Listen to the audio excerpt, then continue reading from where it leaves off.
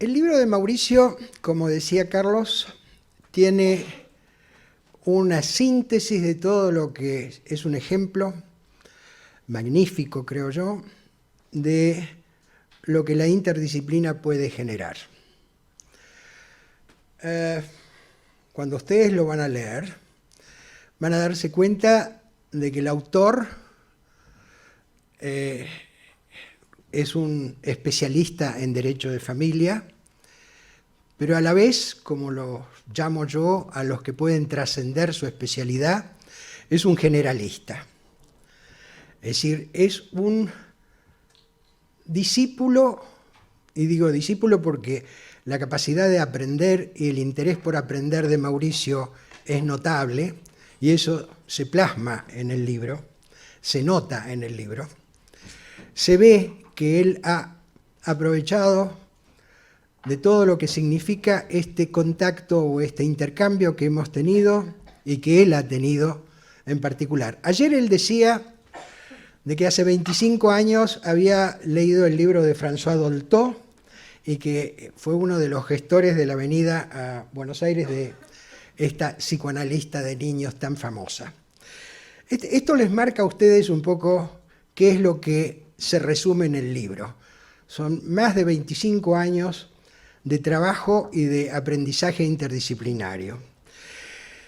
Mauricio también hacía mención de la importancia que para él, y me incluyo, tiene el famoso grupo de los lunes, que es el organizador de estas jornadas, cuyo presidente es Mauricio, y en ese grupo, como ustedes saben, hay jueces, hay abogados, hay defensores de menores, hay psiquiatras, hay psicólogos, hay una socióloga. Es decir, es un grupo interdisciplinario y este grupo en los lunes tiene aproximadamente 8 años. Y ahí hemos aprendido todos de todos. De cualquier manera, históricamente la Argentina se ha caracterizado por este fructífero intercambio que hubo a nivel de los especialistas en derecho y los psicólogos y psiquiatras y asistentes sociales que trabajaron en salud mental. En honor a la verdad, cuando Judy Wallerstein, que es en el área de efectos en los niños del divorcio de los padres, la más importante y la más pionera de las investigadoras, cuando Judy Wallerstein vino a Buenos Aires, y vino varias veces, nos felicitó y nos dijo que estaba sorprendida por el intercambio interdisciplinario que había en la Argentina, que no era igual en Estados Unidos y que nos envidiaba. Para hacer mención también de todo esto, hay que agradecerle a Cecilia Grossman, en términos del posgrado de Derecho de Familia de la Universidad de Buenos Aires, y también donde por lo menos yo me formé en este sentido interdisciplinario originalmente, que fueron los 8 primeros juzgados de familia de la capital federal. Todos estos fueron pioneros, todos estos fueron generalistas, más allá de ser especialistas. Pero bueno, lo otro que trasunta el libro, y yo no voy a hablar de la letra del libro, porque la letra del libro es notable en términos de detalle de todo lo que implica la síntesis sobre lo que hoy sabemos en términos de alienación parental. Yo voy a hablar un poco de la música del libro. La música del libro trasunta, como dijo Mauricio ayer, y lo quiero rescatar porque todos estamos más o menos orientados en el mismo sentido, el cuidado y la protección de los más vulnerables, en este caso los niños, en el escenario del divorcio. O sea, queremos proteger, queremos cuidar, queremos el mejor interés de los niños. Pero hace falta algo más que la buena intención. Hacen falta una serie de herramientas para tal efecto. Y las herramientas implican, desde mi perspectiva, 2 niveles. Primero, el conocimiento sobre el tema, y segundo, la práctica interdisciplinaria propiamente dicha. Así que en el prólogo del libro, yo soy uno de los que lo prologa, Carlos Díaz es el otro, voy a tratar de aclarar algunas cosas que dije y que me parece importante aclarar desde el punto de vista clínico, desde el punto de vista semiológico y desde el punto de vista del abordaje del tema. Mauricio denomina adecuadamente la alienación parental, la denomina crisis en la organización familiar. Yo la voy a redefinir, si él me permite, como crisis en la reorganización familiar. La organización familiar, originalmente, en el matrimonio, es la de una familia nuclear, en su mayoría de los casos. Esa familia nuclear, con el divorcio marital, se desintegra y tiene que reorganizarse. Hay mucho escrito con respecto a reorganización familiar postdivorcio, desde el punto de vista evolutivo. Desde el punto de vista evolutivo quiere decir que hay muchas etapas previsibles para la reorganización adecuada y saludable, particularmente para los hijos, en términos de un postdivorcio. Esta reorganización familiar, de familia nuclear, se ha sintetizado como mejor cuando la familia nuclear que se desintegra pasa y se transforma en algún momento, después de varias etapas, en familia binuclear.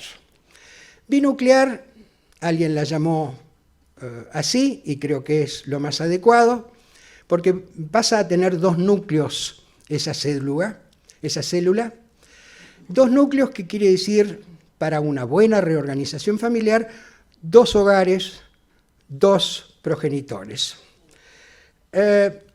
Básicamente, nosotros tenemos que evaluar desde el punto de vista clínico y desde el punto de vista jurídico también, cómo se producen esas etapas de la reorganización familiar. ¿Por qué? Porque hay una cantidad de descarrilamientos evolutivos en este proceso. Uno de los descarrilamientos evolutivos más graves es el de la alienación parental. O sea, espacio de pertenencia, la familia, diseño familiar, estructura familiar, transición evolutiva y cómo evaluamos todo esto a través de las distintas configuraciones vinculares que se van estableciendo en el tiempo. Si nosotros tenemos una familia donde hay un divorcio marital o separación y hay un conflicto, generalmente ese conflicto se llama conflicto parental.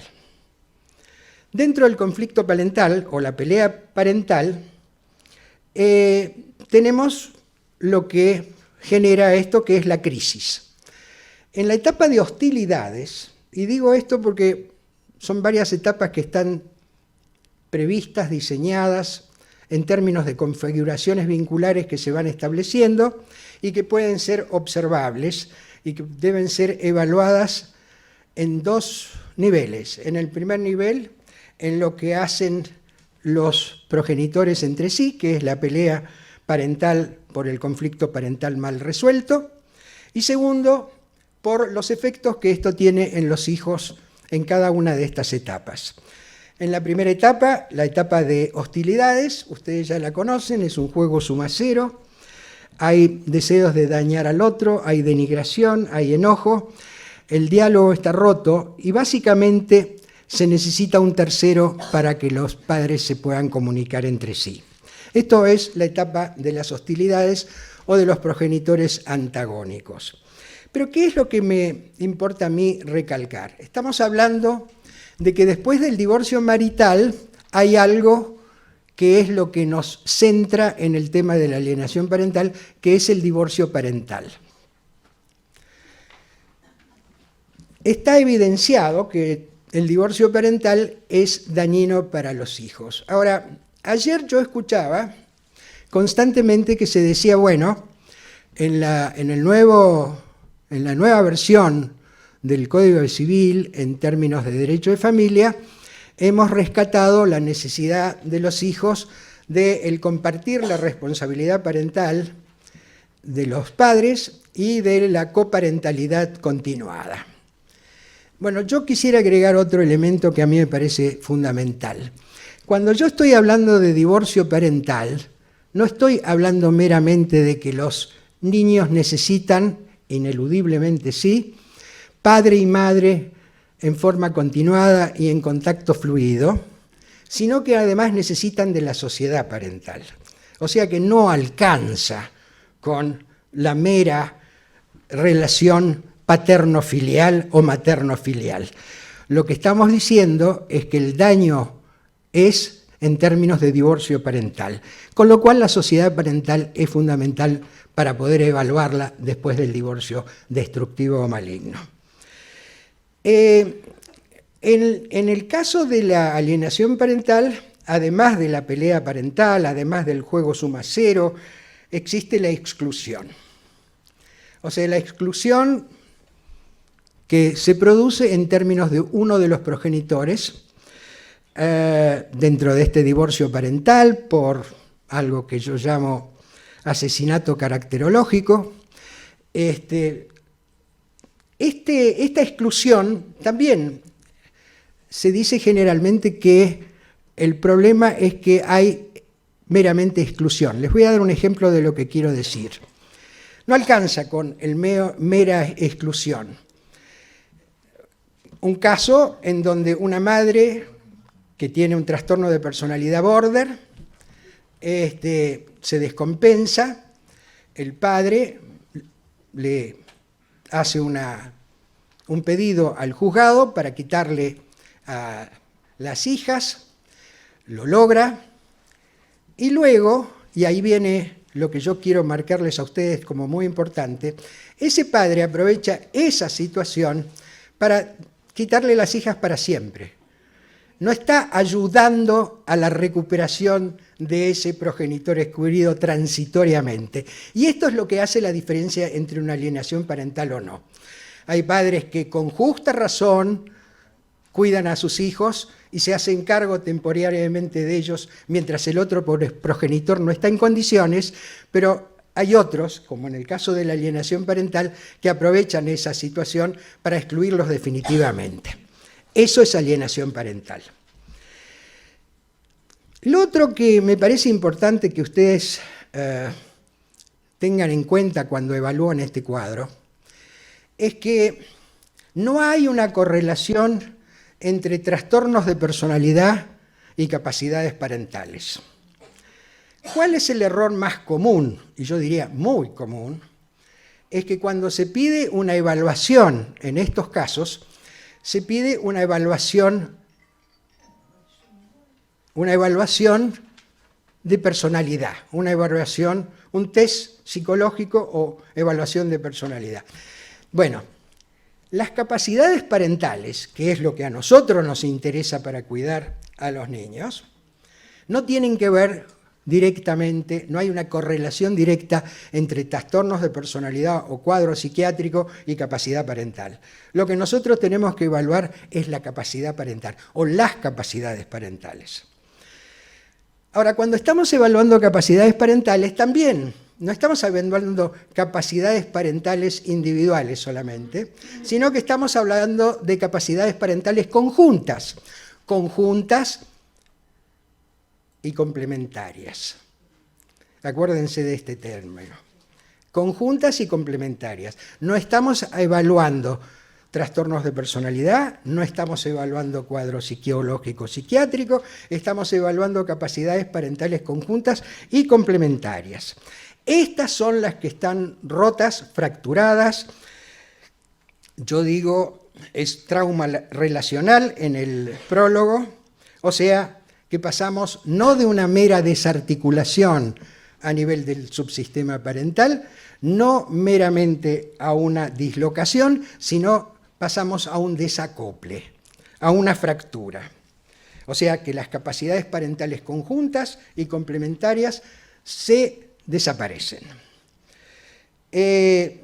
¿Cuál es la necesidad de los niños? De que la sociedad parental tenga las capacidades parentales compartidas y equitativas dentro de un nivel de alianza parental, o sea, de lealtad y confianza. Ayer, Alfredo Canevaro mencionó también otro término que me parece importante rescatar, que es el término de se rompe el proceso de diferenciación. ¿Qué quiere decir que se bloquea el proceso de diferenciación? Los hijos necesitan un sistema familiar que permita la diferenciación. El permiso o la posibilidad de diferenciación de los hijos que hace a su crecimiento y desarrollo, que hace a su autonomía a adecuada edad, que hace a su ser actores relacionales saludables, el proceso de diferenciación, cómo se mantiene o cómo se bloquea o cómo se estanca. Eso se produce en términos de que las fronteras subsistémicas en una alienación parental se borronean. Eso se produce ¿por qué? Porque las fronteras interpersonales, intergeneracionales, se vuelven poco claras y poco nítidas. Esto es lo que adecuadamente Mizrahi denomina triangulación de los hijos, parentalización de los hijos y lo que tenemos como capacidades parentales que están totalmente fracturadas. Ahora, falta de diferenciación. ¿Qué quiere decir? En términos estructurales, esto se llama coaliciones intergeneracionales.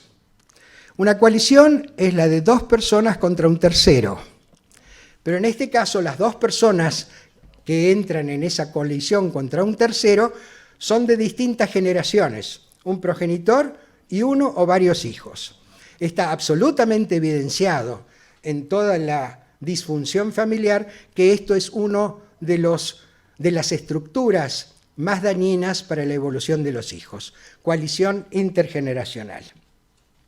Muy bien, el sistema deja de estar diferenciado en términos de funciones.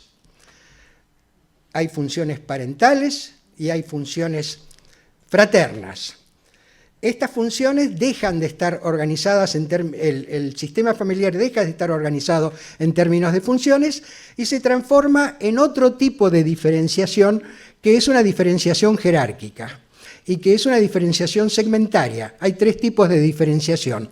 La diferenciación, después si quieren aclaro un poco estos tres diferentes tipos, pero se pierde la diferenciación funcional dentro del sistema, lo cual produce el descarrilamiento evolutivo. Muy bien. ¿Pedro? Sí, 5. Bien.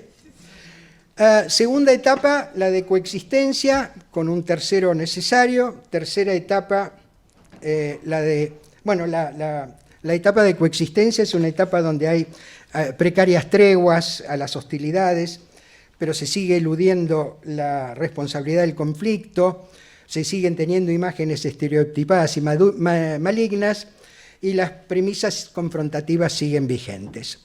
La tercera etapa es la de colaboración, donde ya entramos en la ambivalencia. La cuarta, la de cooperación, en donde el tercero ya no es necesario. La quinta, la de interdependencia, y la sexta, la de integración. Como se darán cuenta, hay varias etapas que se pueden evaluar.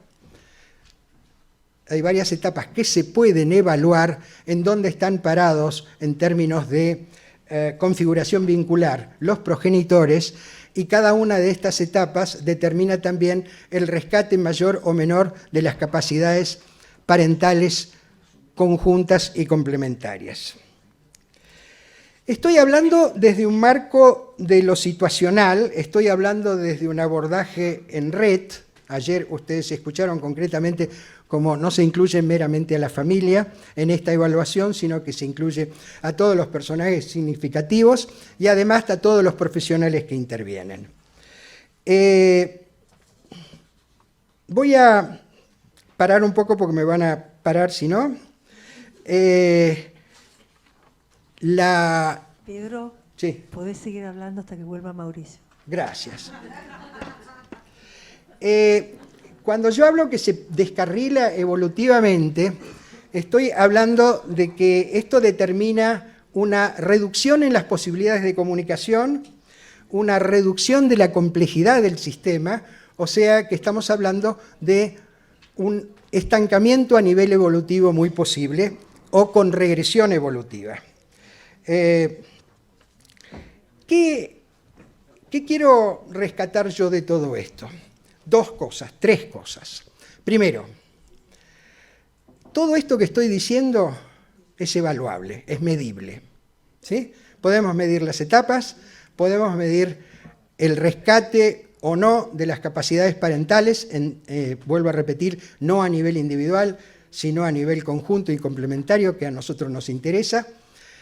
La quinta etapa, la de unidad parental, es la etapa de integración. O sea que una cosa es tener padres y otra cosa es tener lo parental, la unidad parental. Para los terapeutas sistémicos, las unidades no son de una persona, sino de dos o más. Un último tema que dejo para las preguntas, si a ustedes les interesa. Mucho se ha hablado de falsa memoria, implante de memoria. Yo tengo un pequeño trabajo sobre falsa memoria. Los chicos no mienten, los chicos se confunden, porque todos los que recordamos nos confundimos. La memoria, si quieren, tenemos que hablar de memoria. ¿Por qué tenemos que hablar de memoria? No solamente porque es un tema apasionante de cómo funciona el cerebro. Alguien que escribió un libro sobre memoria dijo: todo nuestro pasado es ficción, todos nos confundimos. Estamos hablando de la falibilidad de la memoria. ¿Por qué tenemos que hablar de memoria? Porque los mayores implantadores de memoria somos los profesionales que interrogamos y evaluamos a los chicos. Siento comunicarles que el que no entiende sobre memoria va a tener que revisar ese tema si es que quieren entrevistar a los chicos y no plantar memoria, que es lo que habitualmente hacemos sin darnos cuenta. Muchas gracias.